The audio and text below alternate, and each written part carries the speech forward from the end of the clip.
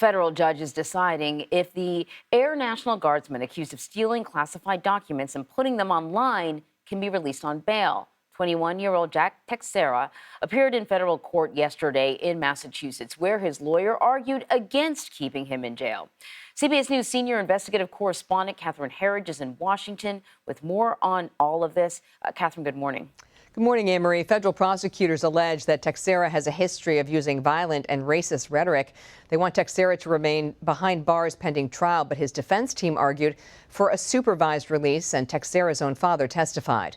Teixeira is accused of leaking hundreds of pages of classified military documents and CIA updates, including the war in Ukraine, which is why prosecutors told the judge they believe Teixeira could take steps to flee the U.S. with the help of a hostile country. His lawyer called those allegations imaginary and argued that he could be released to the custody of his father, who testified he would be prepared to turn in his own son should he violate the terms of the release. The judge pushed back against Teixeira's lawyers, characterizing leaked intelligence about Ukraine and Russia as quite relevant. And finally, Teixeira's lawyers said the espionage charges, while serious, are nonviolent, and their client is entitled to pretrial release. The judge said he'll issue his ruling at a later date, Anne-Marie. So according to a government filing, Teixeira was suspended from high school for talking about guns at school and making racial threats, which was flagged by local police. So then that begs the question, why wasn't it flagged when he went to the National Guard?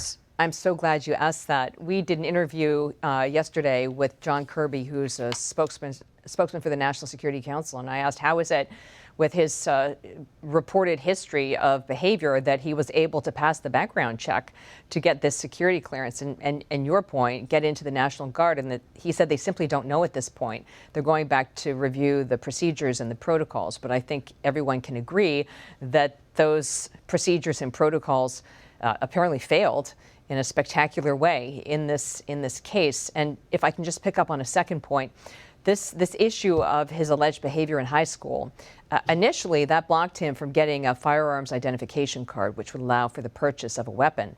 But once he got into the National Guard, he made the argument that he was in a position of trust for the U.S. government, and that tipped the balance. That allowed him to get that card and based on the filings, purchase those weapons. Wow. And now we're also learning that the Department of Justice said that it's learned that he used his government laptop to recently search about mass shootings. You know, I'm sure a lot of people probably looked up mass shootings recently because we've been shocked by them. Could this play a role in the case, though? I think you have to see this as a mosaic, Anne-Marie. You have all of these pieces of evidence, and how do they really come together, and what picture do they paint of this defendant? And that's going to be for the judge to decide whether there's enough here between this reported history in high school, his web searches. But I think really the big factor in my experience in these cases is whether there's evidence of obstruction. And the government argued in this case that they found a computer, an iPad, a gaming console that had been smashed.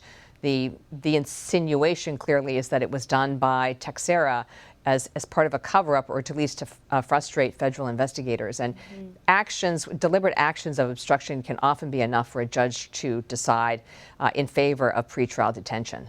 So when we mentioned that he's in Massachusetts, just where is he being held now? Well, he's in Massachusetts. It's interesting when you look at the filings, because just in these 2 rounds of filings, the Justice Department has inserted language about some of the documents being briefed to military leadership at the Pentagon. And the reason that matters is it's another potential venue they could bring this case to for prosecution if they don't like how it's playing out in Massachusetts. Because, of course, the military leadership at the Pentagon is in the Eastern District of Virginia. And for people who follow these cases, they know that that is a jurisdiction which traditionally has been very favorable to the government in these national security cases. Catherine. Exactly. It's really interesting. It is. Thank you very much, Catherine. You're welcome.